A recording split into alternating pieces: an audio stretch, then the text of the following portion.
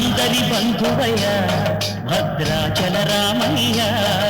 ఆనాటి జోస్యం ఎన్నికల 6 నెలల ముందు చెప్పిన, ఈనాడు నేను చెబుతున్న ఎన్నికల జోస్యం 36 నెలల ముందు ఖమ్మం గడ్డ మీద నుంచి నేను చెప్తున్నా 182 శాసనసభ నియోజకవర్గాలలో 117 సీట్ల పైన గెలిచి 117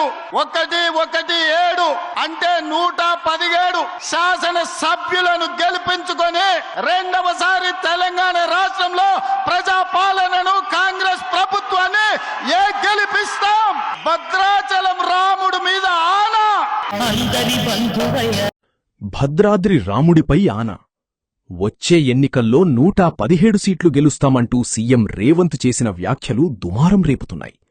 ఎప్పుడో 3 ఏళ్ల తర్వాత జరగనున్న ఎన్నికల్లో ఇన్ని సీట్లొస్తాయంటూ రేవంత్ చెప్పుకోవడమే విడ్డూరంగా ఉంటే, ఆయన జోస్యం చెప్తూ రాముడిపై ఆన అనడమేంటంటూ మండిపడుతున్నారు రాములోరి భక్తులు. జోస్యాలు చెప్పుకుంటూ దేవుడిపై ఒట్టేస్తారా అంటూ రేవంత్ తీరును ప్రశ్నిస్తున్నారు. అంతేకాదు, గతంలోనూ ఇలా దేవుళ్లపై ఒట్టేసి మాట తప్పిన అనేక అంశాలను గుర్తుచేస్తున్నారు. రైతు భరోసా వేస్తామని ఓసారి, రుణమాఫీ చేస్తామని మరోసారి దేవుళ్లపై ఒట్టేసి రేవంత్ మాట తప్పిన విషయంపై మండిపడుతున్నారు. నిజంగా రాముడిపై గౌరవముంటే జోస్యాలు చెప్తూ రాముడిపై ఒట్టెయ్యరని, ఇంకోసారి ఇలా ఒట్లేస్తే ఖబర్దార్ అంటూ హెచ్చరిస్తున్నారు. అందరి బంధువయ్య నువ్వు అన్న డైలాగే నీకు చెప్తున్నా రేవంత్ రెడ్డి. నువ్వు తల కిందులు పెట్టినా, కాళ్ళు మీదికి పెట్టినా, తలకాయ కిందికి పెట్టినా, అటున్న సూర్యుడు ఇటు కొడిసినా, భూకంపం వచ్చినా, భూమి బద్దలైనా, మళ్ళొచ్చే గవర్నమెంట్ బీఆర్ఎస్ గవర్నమెంట్, మా సీఎం కేసీఆర్. దీని ఎవరు ఆపలేడు, ఎవరు కూడా ఆపలేడు. బరాబర్ పక్క అయిపోయింది.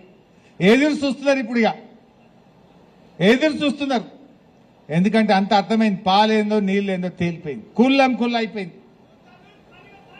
सही बोले, दूध का दूध हो गया, पानी का पानी हो गया, कुल्लम कुल्ला हो गया. అందరి బంధువయ్య ఏమైనా పరిజ్ఞానం ఉందా అని మాట్లాడుతుండు.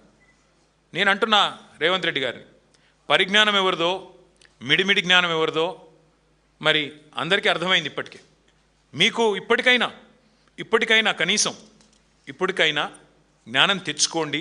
దయచేసి దేవుళ్ళను కూడా మీ నీచ రాజకీయాల కోసం వాడుకునే సంస్కృతి బంద్ చేయండి. మీరు ఎన్నికల ముందు కూడా చేశారు ఇదే పని. పార్లమెంట్ ఎన్నికల ముందు ఇదే భద్రాచలం పోయి రాముల వారి మీద ఆన అన్నావు, రుణమాఫీ చేస్తా అన్నావు, యాదాద్రి లక్ష్మీ నరసింహస్వామి మీద ఆన అన్నావు, రుణమాఫీ చేస్తా అన్నావు, కనబడ్డ దేవుళ్ళందరి మీద ఒట్టు పెట్టినావు. ఇవాళ ఆ దేవుళ్ళే తలలు పట్టుకుని కూర్చునే పరిస్థితి వచ్చింది. వీడెక్కడ దొరికిండ్రా మాకు అని.